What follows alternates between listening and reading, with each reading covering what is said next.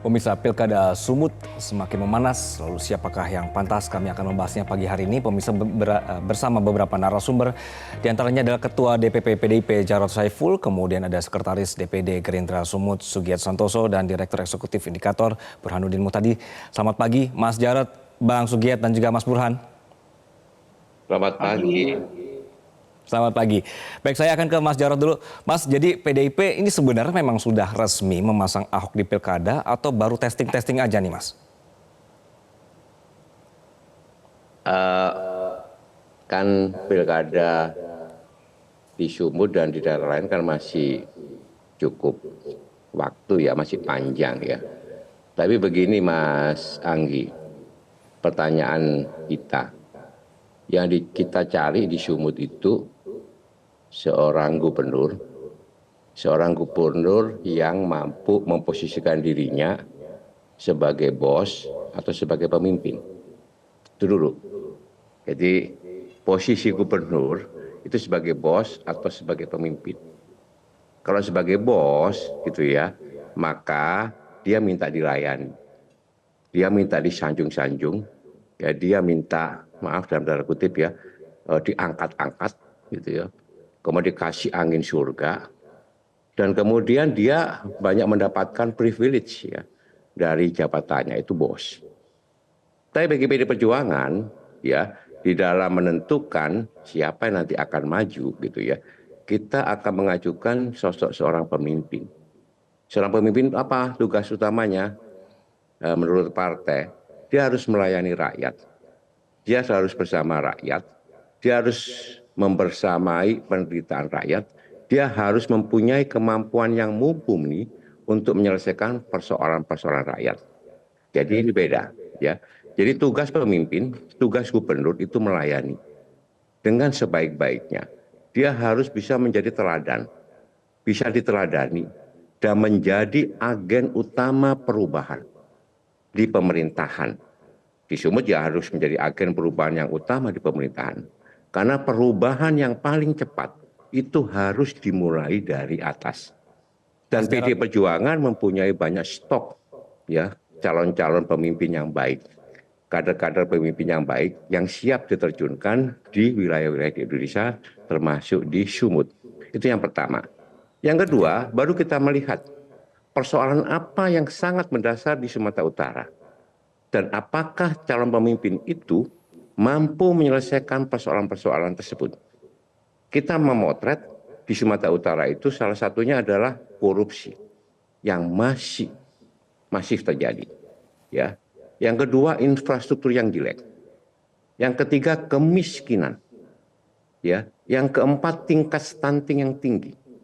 Padahal Sumut itu mempunyai potensi yang luar biasa. Potensi sumber daya alam luar biasa, potensi sumber daya manusia luar biasa. Tapi ini masih belum mampu diorganisir, dikelola dengan baik, ya, agar bisa memecahkan persoalan-persoalan mendasar. Kemarin pada saat Rakernas memang sudah disampaikan, ya, ditanya oleh Pak Rapidin tentang Pak Ahok misalnya ya, apakah siap? Sebagai kader partai itu tentunya siap ditugaskan di mana saja. Tetapi situasinya kan cukup dinamis, masih sangat dinamis. Oke. Dan di Sumatera Utara itu PD Perjuangan itu bisa mengajukan calon sendiri. Tetapi kita tetap ya sampaikan kepada teman-teman DPD dan kita sendiri untuk tetap menjalin komunikasi dengan partai-partai yang lain. Ya, misalnya kita menjalin komunikasi dengan Partai Golkar. Dan kita sudah menerima pendaftaran beberapa nama yang masuk, ya, termasuk dari kader internal. DNA PD Perjuangan itu adalah partai pejuang demokrasi, ya. Tapi benar ya bahwa akhirnya pun memang harus Ahok yang diusung untuk berada di Sumut. Oh, masih belum. Masih belum. Itu masih cukup panjang.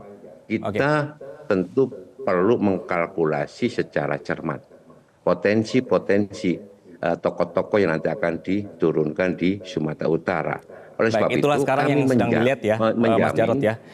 Oke. Kami membangun komunikasi dengan partai-partai politik yang ada di Sumut, termasuk dengan tokoh-tokoh masyarakat, serta menjaring ya siapa saja masuk kriteria yang nanti akan dipersiapkan sebagai pemimpin di Sumatera Utara untuk menyelesaikan persoalan-persoalan mendasar di Sumatera Utara. Baik. Saya coba akan ke Bang Giat. Bang Sugiat, jika nanti memang Golkar ini akhirnya mengusung IJEK begitu ya, dan PDIP mengusung Ahok, ini walaupun tadi Mas Jarodnya masih malu-malu nih sepertinya. Gerindra kan berarti ini mengusung bukan kader gitu dengan menaikkan Bobi. Tanggapan Anda? Ya, yang pertama bahwa beberapa waktu yang lalu di Dewan Pimpinan Pusat kami mengundang seluruh pimpinan Provinsi Gerindra se-Indonesia untuk melakukan rakornas terkait dengan pematangan strategi Pilkada serentak 2024. Pada rakornas tersebut diinstruksikan oleh pimpinan pusat kami bahwa siogianya kabupaten kota maupun provinsi itu memprioritaskan kader jika ada kader yang maju pada Pilkada serentak. Lalu kemudian tanggal 20 Mei 2024 Muhammad Bobi Apik Nasution mendaftar sebagai kader Partai Gerindra, sekaligus mendaftar sebagai calon gubernur Sumatera Utara. Berdasarkan data di tim penjaringan kami, bahwa satu-satunya kader setelah Bobi menjadi kader, bahwa Bobi Nasution lah yang maju sebagai kader internal pada Pilgubsu 2024 di luar kader yang juga mendaftar. Lalu kami komunikasi secara informal dengan pimpinan pusat kami, memang kami harus akui belak-belakan di forum ini bahwa Gerindra sinyal kuatnya akan mendukung Bobi Nasution pada Pilgubsu 2024 nanti. Kenapa misalnya Bobi Nasution yang kami usung? Tadi Mas Bang Sugiat, berarti dari segi di Sumatera Utara. Bang Giat, maaf saya potong. Berarti dari segi internalnya Gerindra nggak apa-apa ini, karena kan pembicaraan Abang sebelumnya juga sempat menyatakan bahwa nanti akan diusung kader begitu ya, tapi tiba-tiba Bobi masuk begitu. Dan ini bagaimana internal meresponsnya, Bang Sugiat? Jadi begini, Bang, bahwa Gerindra ini adalah partai terbuka. Jadi siapapun putra-putri terbaik bangsa yang ingin mengabdi jalur politik melalui Gerindra, kami seperti yang selalu diajarkan dan diarahkan oleh Bapak Prabowo Subianto itu menerima dengan terbuka. Dan siapapun bisa menjadi kader selama dia punya ideologi, visi misi, dan cita-cita yang sama dengan Partai Gerindra. Jadi setelah Bobi Nasution menjadi kader, saya pikir tidak adalah dikotomi bahwa Bobi kader baru atau tidak. Bobi sekarang secara resmi sudah menjadi kader Partai Gerindra. Saya pikir ini yang seperti dikatakan oleh Bang Mujani tadi, bahwa ini yang menjadi prioritas kami, apalagi yang mendaftar satu-satunya kader itu adalah Bobi Nasution. Jadi ya tidak ada calon lain yang secara internal yang berpeluang kami dukung selain ya Bobi Nasution pada detik ini. Baik, saya dapat poinnya Abang. Saya akan ke Mas Burhan. Mas Burhan, sebenarnya Anda melihat apa yang membuat Sumut ini perlu sebegitunya dijaga sehingga sekarang harus atur ulang nama-nama yang diusung masing-masing partai begitu, Mas. Tapi ditahan dulu Mas Burhan, dan pemirsa tetaplah bersama kami dalam Selamat Pagi Indonesia.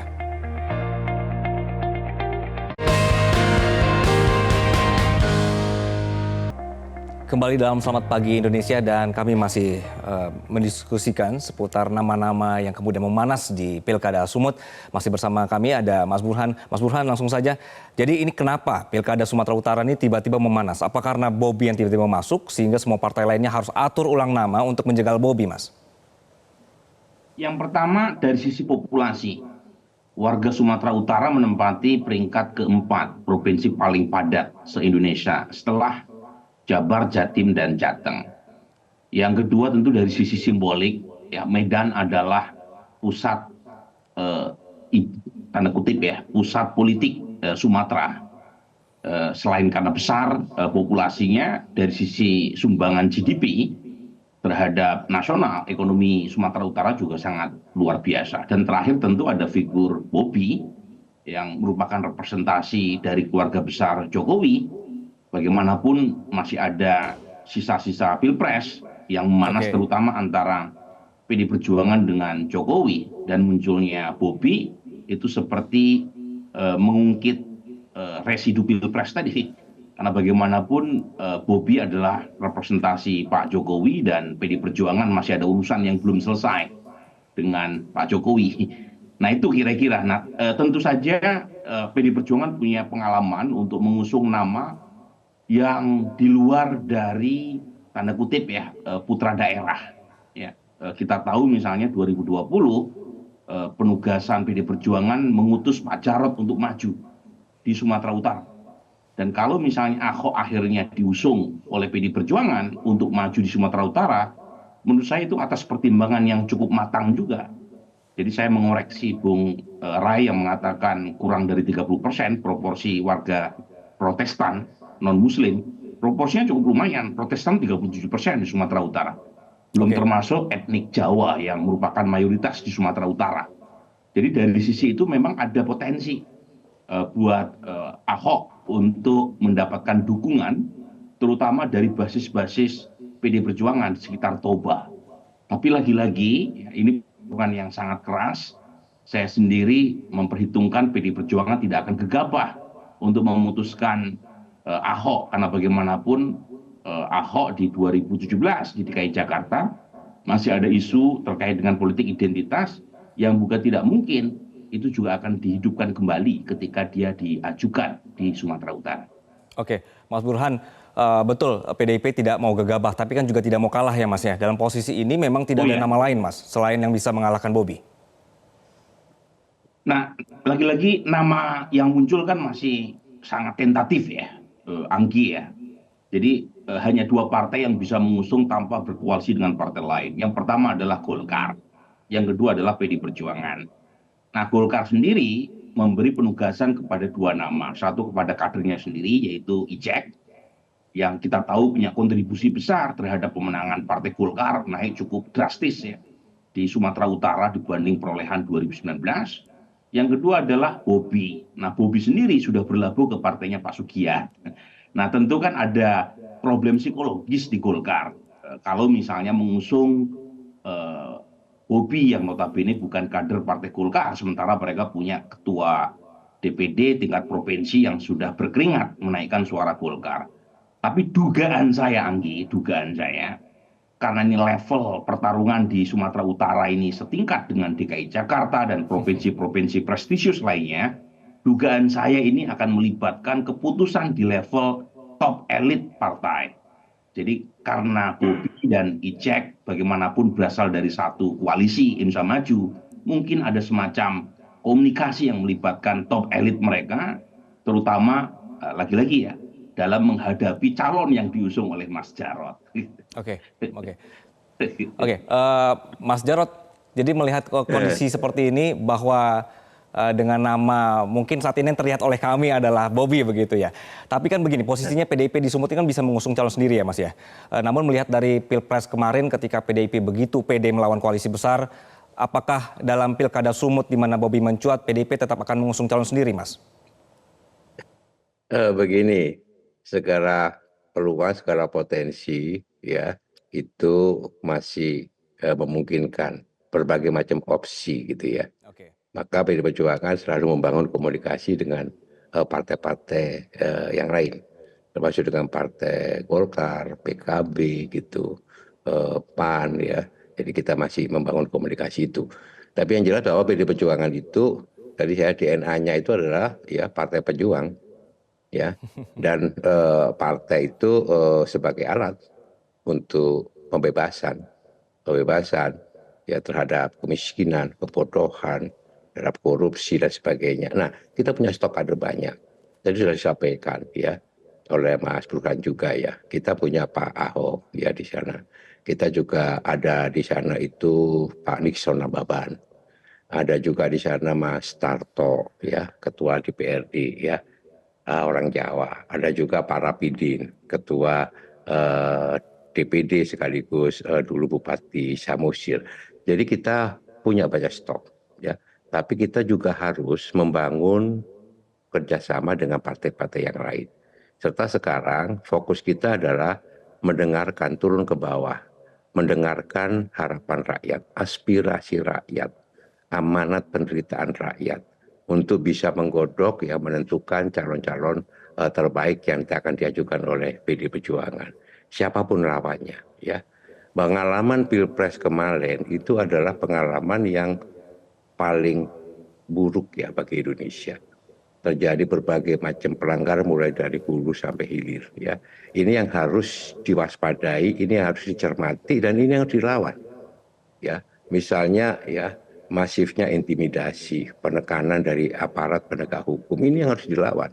Oleh sebab itu masyarakat sipil, pers ya, kemudian para budayawan, para tokoh-tokoh masyarakat tolong dicermati. Kita ingin supaya pilkada, utamanya pilgub di Sumut itu berjalan betul secara fair, secara jujur, secara adil, secara bermartabat, ya, tanpa ada intimidasi, apalagi mungkin nanti akan ada politisasi bansos misalnya ya. Jadi ini harus kita jaga bersama-sama. Kenapa? Karena kita semuanya ya memilih seorang pemimpin yang betul-betul nanti akan dipercaya dan sanggup membawa Sumut ke depan 5 tahun ke depan itu menjadi Sumut yang jauh lebih baik lagi. Jadi ini pertaruhannya. Kita tidak peduli siapa yang menjadi lawan kita ya. Yang menjadi lawan kita adalah mereka-mereka ya yang menyalahgunakan kekuasaan, mereka-mereka yang melanggar hukum, mereka-mereka yang tidak taat pada konstitusi ya, mereka-mereka yang meninggalkan rakyat dan tidak bekerja untuk rakyat. Oleh sebab itu kita betul-betul cermat. Tentunya untuk level calon-calon kepala daerah utamanya di Sumatera Utara misalkan itu salah satu perhatian kita itu nanti akan dibicarakan secara khusus oleh DPP partai termasuk itu menjadi kewenangan dari Ibu Megawati Soekarno Putri untuk bisa memutuskan siapa yang terbaik untuk diajukan di Sumatera Utara. Gitu Mas Anggi. Mas Sugiat, jadi nanti dengan nama Bobi, pede nggak Mas seandainya memang benar nanti akhirnya Ahok yang harus berlawanan sama Bobi, Mas Sugiat. Tapi jangan dijawab dulu Mas Sugiat. Dan pemirsa tetaplah bersama kami dalam Selamat Pagi Indonesia. Nanti kami akan lanjutkan diskusinya.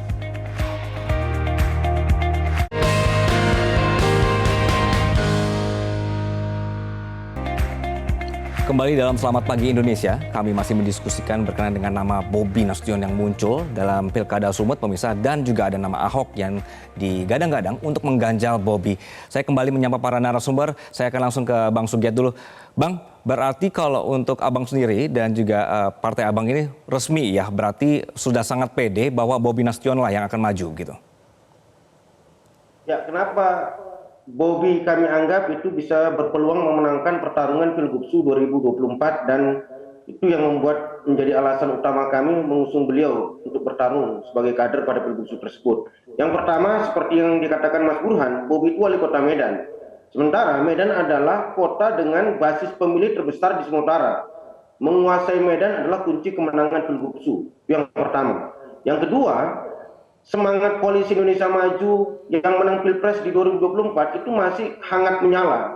Itu akan kami hangatkan kembali pada pertarungan Pilgubsu 2024. Berdasarkan informasi yang kami dapat dari pimpinan pusat kami di Jakarta, beberapa partai yang tergabung di Koalisi Indonesia Maju, Gerindra, Demokrat, PAN, Nasdem, PKB, itu sudah ada sinyal kuat untuk katakanlah membangun koalisi kembali di luar Golkar, karena memang Golkar sampai sekarang belum memutuskan apakah tetap Bobi atau Bang Ijek itu akan kembali membangun koalisi untuk Pilgubsu 2024. Saya pikir semangat kemenangan ini akan digaungkan. Yang ketiga, perlu diingat bahwa loyalis Pak Jokowi di Sumatera itu sangat kuat. Kemarin ketika 2024 di daerah Tapanuli Raya itu bisa berbalik suara. Di 2 Pilpres sebelumnya, Pak Prabowo itu di bawah 10%. Misalnya di Toba, Samosir, Bumbang Hasundutan, Tapanuli Utara. 2 Pilpres sebelumnya Pak Prabowo itu meraih di bawah 10%. Tapi ketika Gibran menjadi wakilnya dan itu representasi dari Pak Jokowi, alhamdulillah Pak Prabowo dan Mas Gibran itu menang itu di atas 70-80%. Itu karena loyalis Pak Jokowi itu sangat kuat di Sumatera. Dan itu yang akan kami gerakkan kembali untuk memenangkan Bobi Nasution. Yang keempat adalah Bobi Nasution representasi dari kelompok muda milenial yang juga itu jumlahnya sangat banyak di Sumatera. Terkait dengan Ahok, saya pikir begini, kalau nanti akhirnya PDIP mengusulkan Ahok, memang rame di media, rame di narasi. Tapi mohon maaf ya Mas Jarod, itu akan tidak seru di lapangan, akan sangat mudah dikalahkan Mas Jarod kan. Saya sekali lagi mohon maaf. Kan kita harus belajar. Saya PDIP ini kawan-kawan kami kan. 3 kali pertarungan Pilgubsu pendekatan PDIP sama terus kan. 3 kali kan, mohon maaf sekali lagi, kalah terus. Pendekatannya sama. Ini yang tolong sekali lagi di 2024 pendekatannya berbeda. Karena dengan pendekatan yang sama kan kalah terus gitu kan. Kalau diusulkan Ahok, berarti yang keempat tetap dengan pendekatan yang sama. Saya yakin nanti Mas Burhan bisa menjelaskan bagaimana antropologi politik di Sumatera. Belum lagi misalnya, ya sekali lagi kita tidak menginginkan politik identitas digunakan, tapi kan konsolidasi 212 masih sangat kuat Mas Jarod di Sumatera. Saya khawatir kalau Ahok masuk Sumut itu akan menggema kembali. Ya kami tidak mendapat lawan yang terlalu seimbang di lapangan kalau Ahok kembali yang diusung oleh PDIP. Saya pikir itu. Oke, Mas Burhan, dengan adanya residu pilpres yang sekarang saja sudah masih kelihatan begitu ya Mas Burhan ya. Ini apakah benar nanti PDIP akan habis-habisan Mas Burhan? Kemudian apakah memang ada lawan imbang selain Bobi? Ya jadi sekali lagi ya menunjukkan betapa residu pilpres masih belum usai. Dan kita tahu Sumatera Utara adalah provinsi kunci yang akan mendapatkan perhatian besar dari partai-partai termasuk PD Perjuangan selain 4 provinsi kunci lain ya di Jawa. Tapi poin saya kalau kita lihat apa yang terjadi di pilkada bukan hanya di Sumatera Utara tetapi juga di banyak tempat adalah ketokohan itu lebih utama ketimbang partai. Jadi meskipun partai misalnya bisa mengusung calon sendiri, tetapi kalau calon yang diusung itu tidak punya resonansi di kalangan pemilih, maka kemungkinan besar buat calon tadi untuk menang menjadi menipis.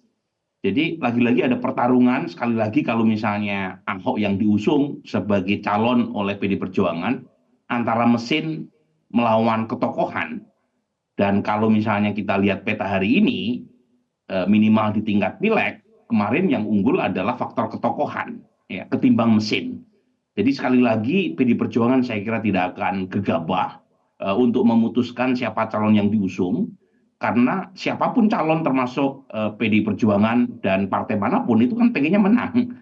Ya, Pak Sugiat juga pengennya menang, pasti ada basis rasionalitas mengapa Bobi yang diusung dengan segala plus minusnya. Ya. Dan kita tahu di Sumatera Utara itu kan tidak ada etnik yang dominan. Jawa memang paling banyak, tapi proporsinya cuma 34%. Ya.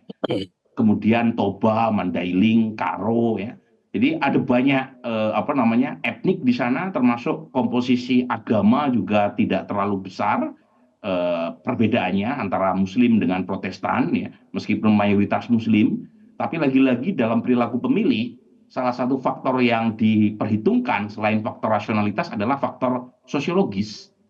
Ya, orang memilih berdasarkan kesamaan identitas. Sesuatu hal yang saya pribadi tidak nyaman mengatakannya, tapi itu real, empirik ya, dan terbukti misalnya dalam kasus Pilkada 2017 kemarin, ya, di mana orang yang puas terhadap kinerja Ahok sebagai gubernur itu banyak sekali yang tidak memilihnya.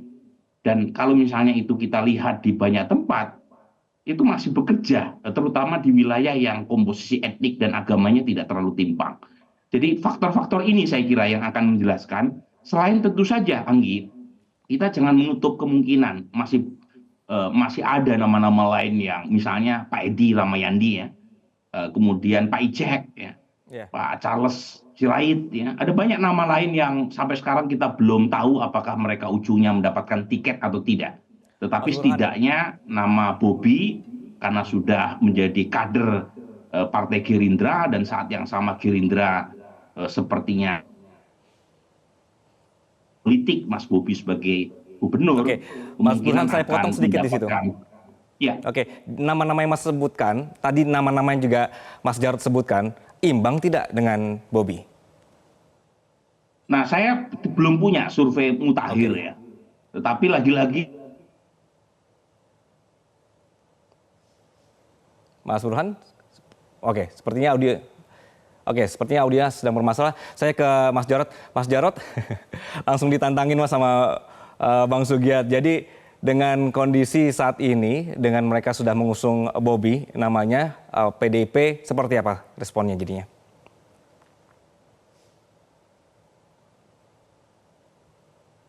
Mas Jarod?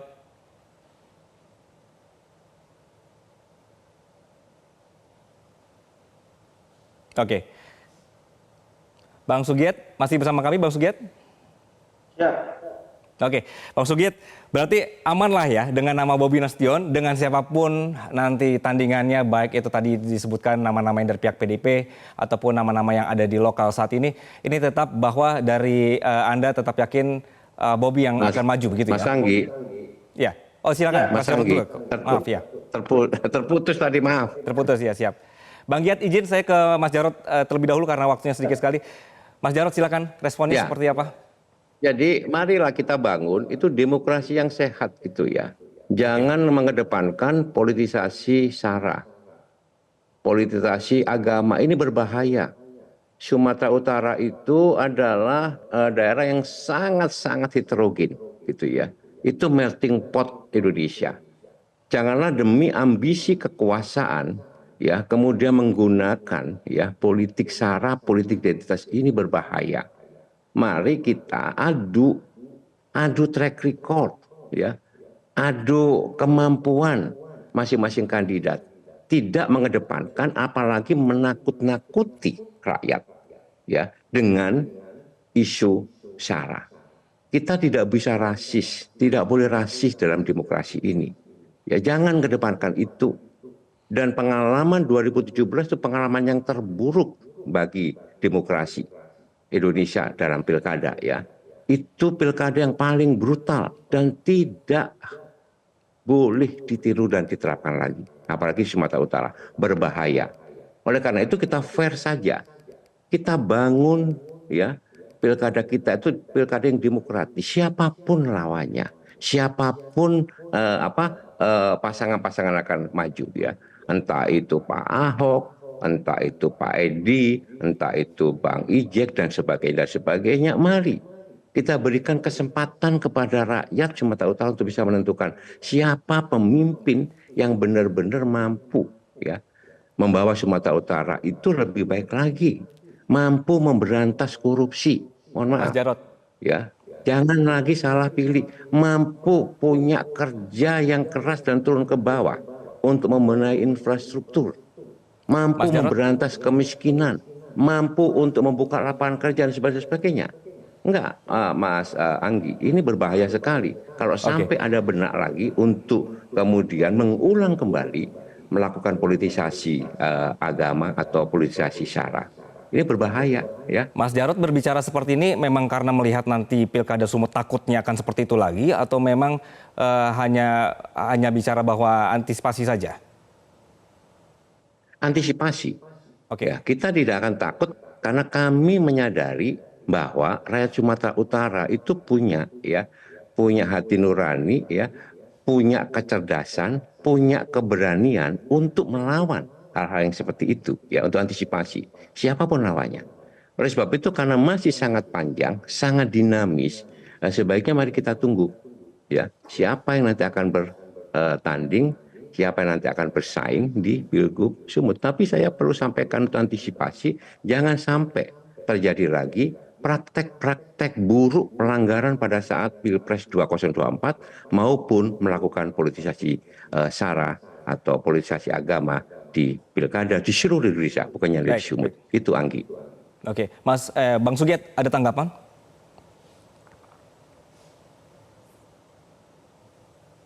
Bang Sugiat? Masih di mute, Bang?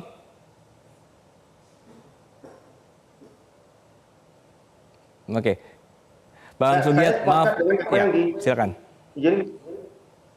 Ya, saya sepakat dengan apa yang disampaikan oleh Mas Jarod Saiful Hidayat bahwa memang siogianya narasi pilkada di Sumut ini adalah narasi problematika pembangunan dan solusinya.